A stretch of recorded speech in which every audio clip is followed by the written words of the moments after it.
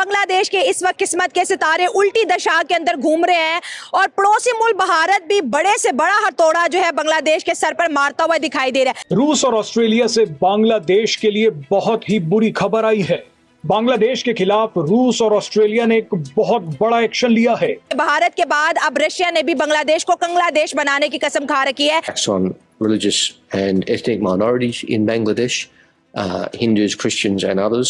रूस ने तो कंगाल हो रहे बांग्लादेश के हाथ काट दिए, तो वहीं ऑस्ट्रेलिया ने बांग्लादेश की टांगे तोड़ दी हैं। अब रूस और बांग्लादेश के बीच ठीक यही हुआ है। रूस ने बांग्लादेश को दिए गए अरबों रुपए के लोन पर तुरंत इंटरेस्ट चुकाने के लिए कहा है। ये इंटरेस्ट छोटा मोटा नहीं है, बल्कि $630 मिलियन का है। और इसी वजह से रशिया ने बांग्लादेश से अपना जो लोन था वो वापस मांगा है। के साथ साथ कहते हैं ना, कर्ज भी और सूद समेत 6,700 करोड़ का जो इंटरेस्ट है रशिया ने वो भी बांग्लादेश से। क्या नहीं किया इंडिया ने बांग्लादेश के लिए। बिजली बांग्लादेश में सारी इंडिया से आती थी। $80 करोड़ का इनका बिल बना हुआ है इंडिया की तरफ। जितनी भी इनके मुल्क में इंडस्ट्री लगी हुई थी वो तमाम इंडिया की इंडस्ट्री थी। क्या बांग्लादेश भी पाकिस्तान जैसी कंडीशन में आ गया है? क्योंकि IMF के पास आ गया ना? बिल्कुल आ गया वो। और हमारी तरक्की तभी होगी जब हम एक होंगे। ठीक है, हम देखिए मुसलमानों को हर जगह पे दबाया जा रहा है। अब ये मुझे तो लगता है इनको मरने के लिए कोना भी नहीं मिलना। मरने के लिए नहीं, बांग्लादेश अब बिल्कुल कंगलादेश बनने वाला है। शुरुआत रूस और एक छोटे से उदाहरण से करते हैं।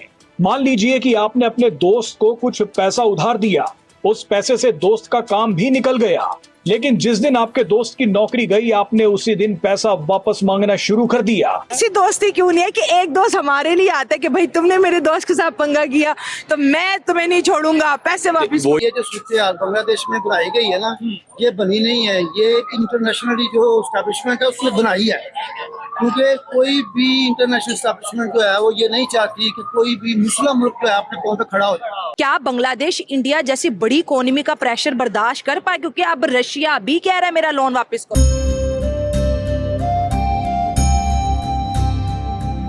जय हिंद दोस्तों, मेरा भारत महान न्यूज़ चैनल में आपका स्वागत है। जैसा कि आप लोग जानते हैं, बांग्लादेश में हिंदुओं के साथ क्या हो रहा है, और इसी बीच एक खबर निकलकर सामने आई है कि ये सब देखने के बाद रशिया और ऑस्ट्रेलिया ने भी बांग्लादेश के खिलाफ कड़ा एक्शन लिया है, जिसमें रशिया ने बांग्लादेश से जो लोन दिया हुआ था उसका सिर्फ इंटरेस्ट ही मांग लिया है, जो कि लगभग 6,700 करोड़ रुपए बनता है। ये सुनने के बाद बांग्लादेश के तो हाथ पैर फूल गए हैं कि वो इस समय कहां से इतने पैसे चुका पाएंगे।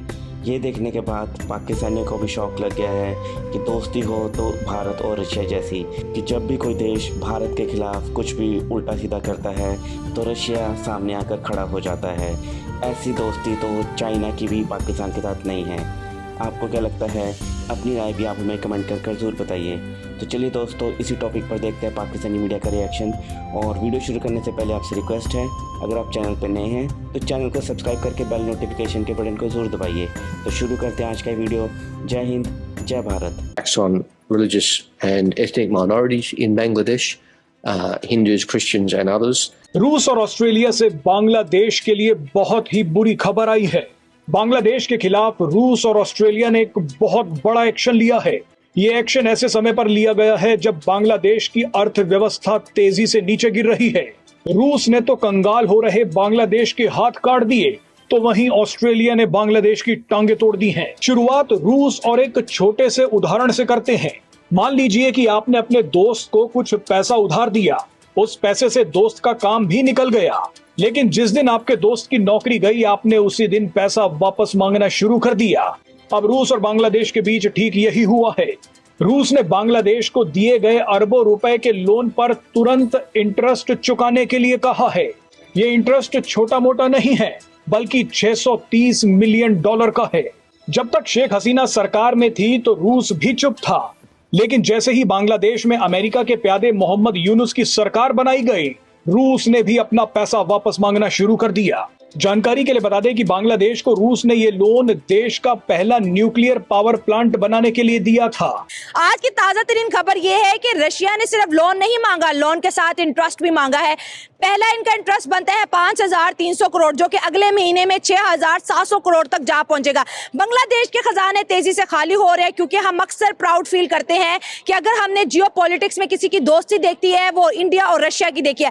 इंडिया से मुंह मोड़ने के बाद रशिया का भी अब बांग्लादेश को करना पड़ेगा सामना। आज जिस तरह से बांग्लादेशियों का बुरा हाल हो चुका है, क्योंकि बांग्लादेशियों को अपनी जो तरक्की थी वो हजम नहीं हो रही थी। अच्छा खासा था यार, वो बिल्कुल तरक्की कर रहा था। हम लोग पाकिस्तान में उनके एग्जाम्पल दे रहे थे कि यार टक्का हमसे बेहतर चला गया। देखो उनके जो प्राइम मिनिस्टर हैं शेख हसीना, बेचारे को नजर ही लगा दी हमने। सुनो तो सही कि वहाँ के जो प्राइम मिनिस्टर है वो अपनी कंट्री को बहुत अच्छा लेके जा रहे हैं और इंडिया के साथ उनके रिलेशन बहुत ज्यादा बेस्ट थे। हाँ। लेकिन जिस तरह से उन्होंने इंडियंस के साथ बुरा सलूक किया और जिस तरह से उनको मारा पीटा, टोटली एंटी इंडियन हो गए। Still Mohammad Yunus anti Indian ही है जनाब। और अभी जिस तरह से रशिया ने उनसे कर्ज मांगा है कि जो आपको हमने दिया था वापस दिया जाए, मुझे इसकी मेन रीजन ये लगता है कि इंडिया और रशिया आपस में तुम्हें पता बहुत अच्छे फ्रेंड हाँ, है, ठीक है। और इसी वजह से रशिया ने बांग्लादेश से अपना जो लोन था वो वापस मांगा है। लोन के साथ साथ कहते हैं ना कर्ज भी और सूद समेत 6,700 करोड़ का जो इंटरेस्ट है रशिया ने वो भी बांग्लादेश से। बांग्लादेश तो ऑलरेडी उसके खजाने खाली हो रहे हैं, बांग्लादेश पे ऑलरेडी इतना ज्यादा प्रेशर है। इंडिया ने अपनी ट्रेड वैसे बहुत ज्यादा डिले कर दिया, बॉर्डर के ऊपर बहुत से ट्रक वैसे रोक दिया। 16 कमोडिटी कल का हमारा शो था, ऑलरेडी बैन हो गया है। मेडिकल वीजा की प्रोसेसिंग भी स्लो हो गया है। अब ये मुझे तो लगता है इनको मरने के लिए कोना भी नहीं मिल रहा। मरने के लिए नहीं, बांग्लादेश अब बिल्कुल कंगलादेश बनने वाला है, ठीक है। और वहाँ पे बिजली जा रही है, अब लोग पंखियों पे आ गए, वही हमारा जमाना आ गया। वहाँ पे जो बिजनेस है वो बहुत ज्यादा खराब होता जा रहा है, वीजे उनको इंडिया के नहीं मिल रहे। तो मुझे समझ नहीं आ रही कि जब एक कंट्री अच्छी खासी अपने लेवल पे जा रही है तो इनको क्या जरूरत थी पंगा लेने की। अब उन्होंने पंगा लिया, अब ये वही इंडिया जिसने हमारे साथ किया। पहले वो कह रहे थे कि पाकिस्तान आ जाओ, हम दोस्ती करते हैं, हर चीज करते हैं, लेकिन वजीर आजम भेजे, लेकिन हमने तब उनकी बात को इतना सीरियस नहीं लिया। बांग्लादेश, पाकिस्तान, ईरान, अफगानिस्तान, ये सारे कंट्रीज में अनरेस्ट क्यों है? क्या वजह? बांग्लादेश की तो हम एग्जांपल देते थे यार, बेहतर जा रहा है। अब वो भी रशिया भी कह रहा है कि भाई मेरे 630 मिलियन डॉलर वापस करो। इंडिया उसे कह रहा है कि मेरे 800 मिलियन डॉलर वापस करो जो इलेक्ट्रिसिटी यूज की है। यानी उधर भी उन्हें भी IMF के पास जाना पड़ रहा है। सबसे पहले तो मैं आपका शुक्रिया अदा करूंगा कि आपने मौका दिया बात करने का। दूसरे नंबर पे के ऊपर जो ये मुस्लिम कंट्रीज में फॉल्ट आ रहा है, ये मुस्लिम कंट्रीज की अनरेस्ट है, ये डेवलपमेंट नहीं है, नहीं हो पा रही। उसकी वजह मेन सिर्फ ये है कि कभी भी आप 1400 साल पहले भी चले जाएंगे ना, तब भी मुसलमानों के खिलाफ साजिशें थी, ठीक है ना।